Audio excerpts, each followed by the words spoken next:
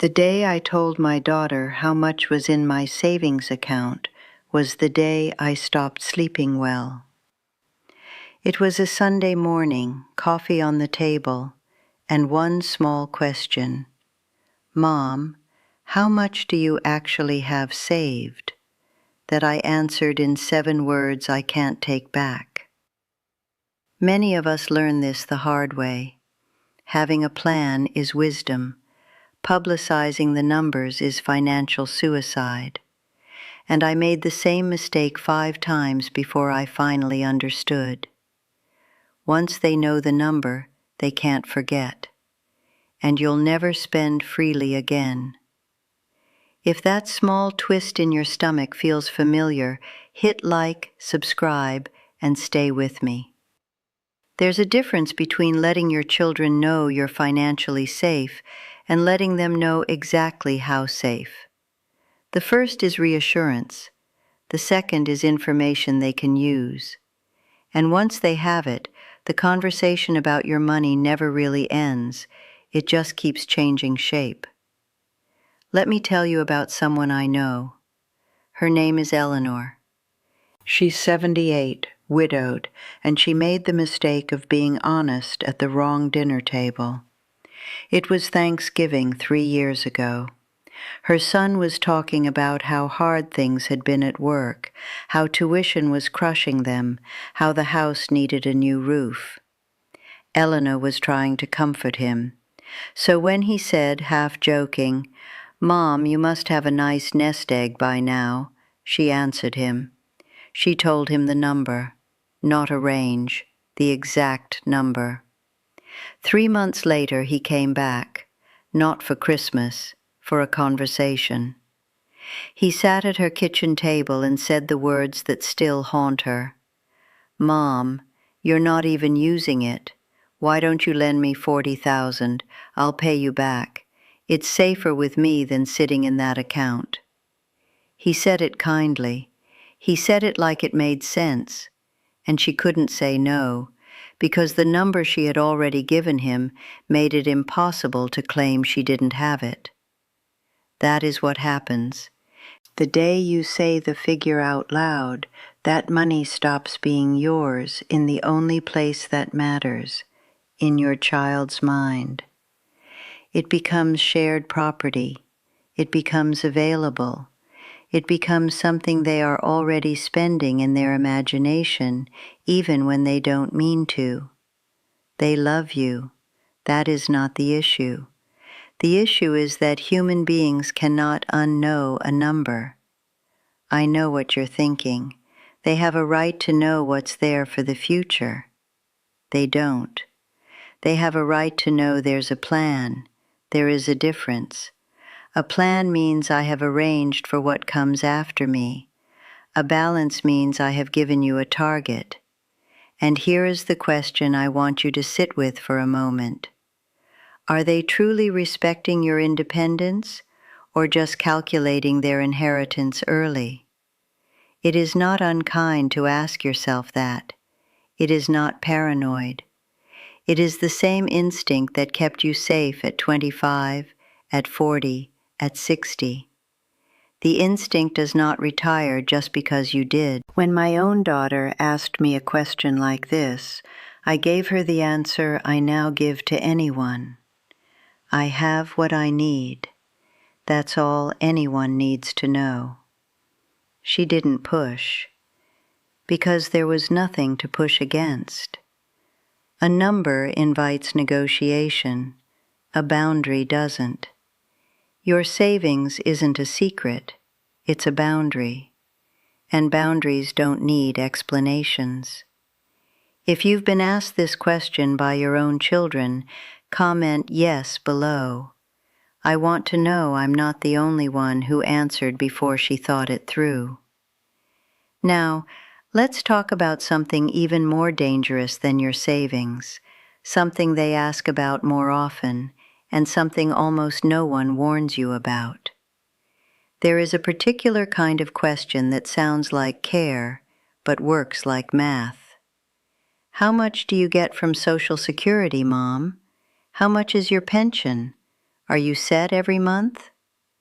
On the surface, it's concern. Underneath, it's a budget being built. And the moment your children know your monthly income, something quiet shifts. They stop seeing you as a person.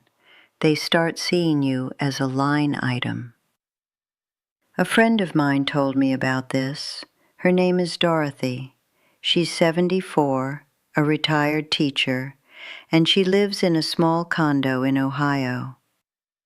About 4 years ago, her daughter-in-law asked at a holiday lunch, sweetly, casually, "Mom, what does your retirement actually look like every month?" Dorothy didn't think about it. She gave the number. Social Security plus her teacher's pension. A respectable figure. Something she had earned, line by line, for 38 years. That summer, the family planned a trip to Florida. 5 days, a rental house, the whole family. And Dorothy was excited until her son called. "Mom, we figured everyone's portion. Yours comes to about $1,200. You can afford it now that we know." He said it like it was a kindness, like he was trusting her with the budgeting. But she heard what he didn't realize he was saying. The fact that you can afford it now means you have to. The fact that we know means it is no longer a gift to ask. Every trip after that was the same calculation. Every birthday party, every grandchild's recital with travel attached. Dorothy told me she stopped looking forward to family events, not because she didn't love them, because every event came with a quiet invoice she couldn't refuse without looking selfish. "I know what you're thinking. They are family. They wouldn't take advantage of me." And I believe you. They probably won't, not in the way you imagine. There is no plot, there is no scheme, but there is a difference between taking advantage and quietly expecting. Once your children know what comes in every month, they will, without meaning to, fold that number into their planning, into their assumptions, into the way they think about who can carry what. And you become the reliable contributor in a family budget you never agreed to join. Your retirement was not earned for the household. It was earned for the second act of your life. The decades you didn't get to live before. The mornings you didn't get to slow down for. The trips you wanted to take alone with a book in your own time. When someone in my family asks me about my monthly income, I have one answer, and I say it the same way every time. My retirement is set up to cover my needs. That's what matters. Not the number, not the breakdown, the fact. And that fact is enough for anyone who actually loves me, because real love does not audit. Your monthly income isn't an allowance for the family. It's the salary you earned for the next 30 years of your life. Spend it on those years, not on a budget you didn't write. Now let's talk about the asset they value the most, the one they have been mentally measuring since the day you bought it. Your home is the only thing in your life your children can see, touch, and price. They can drive past it. They can look up the neighborhood online. They can compare it to their friend's mother's place, which sold last spring. And they will. Not because they are calculating, because human beings cannot help noticing what is sitting right in front of them. That is why the value of your home is the most dangerous number you can ever say out loud, even higher than your savings, even higher than your income. Let me tell you about someone I know. Her name is Helen. She is 78. She has lived in her house for 41 years. Her husband built the back deck himself in 1986. Her grandchildren learned to walk on that hardwood floor. And one Sunday, her daughter visited with her husband, looked around, and asked the question that started everything. "Mom, what do you think this place is worth now?" Helen had been keeping an eye on the market. She knew the answer. She said casually, "I think it's somewhere around 800,000 now." She did not know she had just handed her daughter a key. 6 months later, the conversations began. Not direct ones, soft ones, the kind that don't have a name yet. "Mom, have you been thinking about the future?" "Mom, this house is so much for you to manage." "Mom, you know, downsizing now would let us all plan better." Helen told me about the night she stopped baking.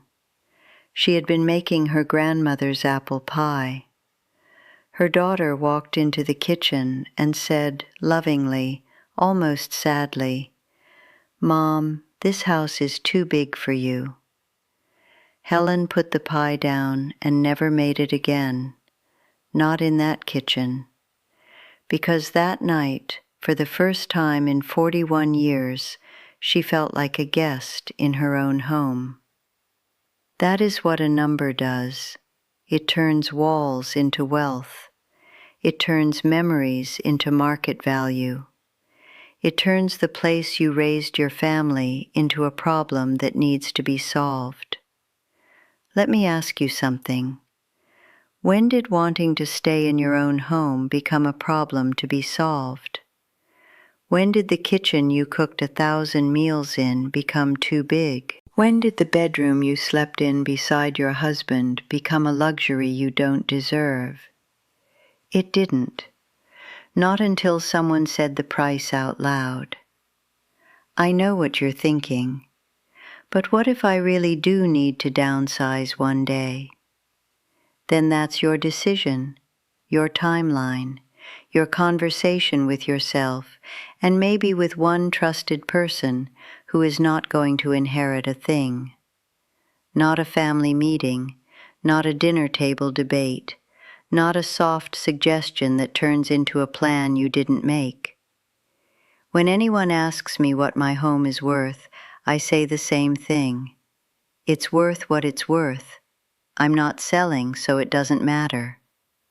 And then I change the subject. Because the truth is, a house has two values, the market value and the value of you living in it. Only one of those is theirs to discuss. Has anyone in your family ever told you your house is too big? Tell me below. I want to hear your story. Now let's talk about something quieter than money in the bank. Something that came from someone you love deeply, and something they will feel they have a right to know. When Richard passed, he didn't leave me money. He left me time. Time I didn't have to ask anyone for. Time to grieve the way I needed. Time to make decisions slowly. Time to not be rushed by anyone, including the people I love. And the day I told my children what was actually in those accounts, that time started slipping back through my fingers. Because the moment your husband's investments become known, they stop being his last gift to you and start being a family asset that everyone has an opinion about. Let me tell you about someone I know. Her name is Virginia. Her husband Joseph passed 8 years ago. He had been quietly investing in dividend stocks for 30 years. When he died, he left her a portfolio worth around $250,000, plus their home, plus the small pension. Virginia did not tell anyone the number, not for years. Until one afternoon, her son was helping her sort through Joseph's old desk, and came across a statement. He read it. He didn't say anything that day, but every conversation after that began to change. It wasn't dramatic. It never is. It was a phrase. Mom, Dad would have wanted us all to share in this. Mom, you know Dad always said family comes first with money. Mom, Dad worked so hard so the whole family could be okay. And Virginia, who had already grieved her husband once, started grieving him a second time, because his words were being put into other people's mouths to ask for things he had specifically not arranged for them to receive. Here is what no one tells you. When a man leaves his wife an investment account, he is not leaving it to the family. He is leaving it to her. He could have written the children's names on it. He didn't. That is not an oversight. That is a decision. He chose her. He chose her future. He chose the version of her life that comes after him. And anyone who tries to redirect that gift in his name is not honoring him. They are using him. We have all heard it. Dad would have wanted us to share. Dad would have wanted to help. Dad would have wanted. But we know what our husbands actually wanted because they wrote it on the account, in our name, not the family's, ours. That is the last thing he ever said to you about money, and it deserves to be respected, not edited by anyone with a different agenda. I know what you're thinking, but it's still family money in a way, isn't it? No, it isn't. It's love money. There is a difference. Family money is what gets divided when you are gone. Love money is what your husband set aside so you would not have to ask anyone for anything for the rest of your life. Spend it that way. Live in it that way. Refuse to apologize for it. When someone in my family brings up Richard's accounts, I have one answer. What your father left me is between him and me. I will honor it the way I see fit. And then I am quiet, because his name does not belong in a sentence that pressures me. His name belongs in my prayers, in my mornings, and in the quiet decisions I make alone. An inheritance to a widow isn't a family fund. It's the last conversation you'll ever have with the person who loved you most. Now, let's talk about the secret most grandmothers don't even realize is a secret until it's already too late. I love my grandchildren equally, but I do not give to them equally. Some of them need more. Some of them ask less. Some of them are at the start of life with babies and student loans. Some of them are doing fine. And the day my own daughter found out the difference between what I had given her son and what I had given her sister's daughter, the room got very quiet, and that quiet has never fully gone away. Let me tell you about someone I know. Her name is Sarah. She has 6 grandchildren. The oldest, a young woman raising a baby alone, was barely making rent. So Sarah quietly sent her $5,000 one Christmas. The youngest grandchild lived in a comfortable home with parents who took 2 vacations a year. Sarah sent her $500, the same amount she had always sent. There was nothing wrong with either gift. One was need, one was tradition. Both were love. Then it came out at a family dinner. The youngest grandchild, 15 years old, mentioned her 500. The older one mentioned her 5,000. Sarah watched her daughter, the mother of the 15-year-old, go pale, then red, then silent. The argument that followed lasted 8 months. They did not spend Christmas together that year, or the next. Sarah told me very quietly, "I gave my granddaughter what she needed, and I lost half my family doing it." Equality is for the law. Love is allowed to be specific, but specific love must be private. The moment you tell anyone what you have given to anyone else, you have not been generous. You have started a competition you cannot win. Because someone will always have received less. Someone will always have received more. And the family will measure the love by the money, even when you swore that was not the point. When a grandchild asks me what I help with, or how much, I have one answer. I help when I can, with what I can. That is between me and them, and I do not say more. Not to be cold, to be careful, because the real gift to a grandchild is not the money. It is the privacy of receiving it without becoming a topic at someone else's dinner table. Generosity given in the open creates competition. Generosity given in private creates love.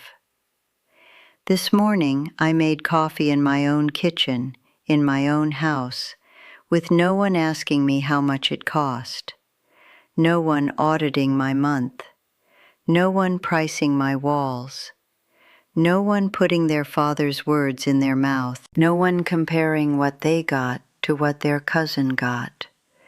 That is the freedom these 5 secrets protect. It is not selfishness, it is not coldness, it is dignity, the quiet kind, the kind you don't post about, the kind that lets a 90-year-old woman sit at her own table on a Tuesday morning and feel that her life still belongs to her.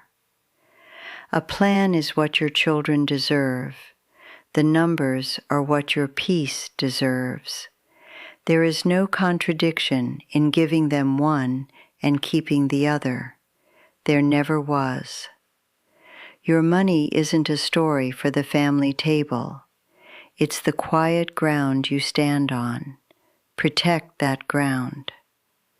If anything I said today made you breathe a little easier, please like this video and subscribe. I make these for women who deserve to be heard. And tell me in the comments, which of these 5 secrets did you wish you had kept?